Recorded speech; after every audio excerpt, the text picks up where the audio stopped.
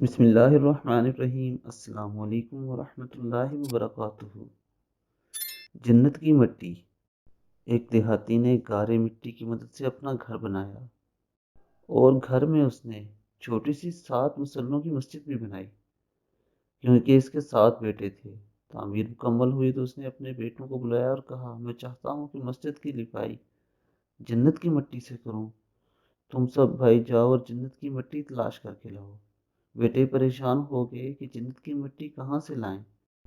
باپ کا حکم تھا، اس لیے 6 بیٹے ڈھونڈنے نکل کھڑے ہوئے، جبکہ سب سے چھوٹا اور 7واں بیٹا بیمار تھا، گھر پر ہی رہا۔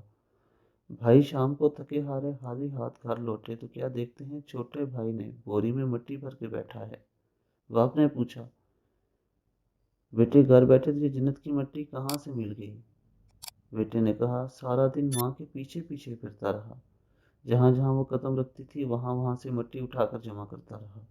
یہ وہی مٹی ہے دوستو، بے شک ماں کے قدموں تلے جنت ہے۔ جو لوگ اپنے ماں باپ کی قدر کرتے ہیں، اللہ تعالیٰ انہیں دنیا اور آخرت دونوں میں کامیاب فرماتا ہے۔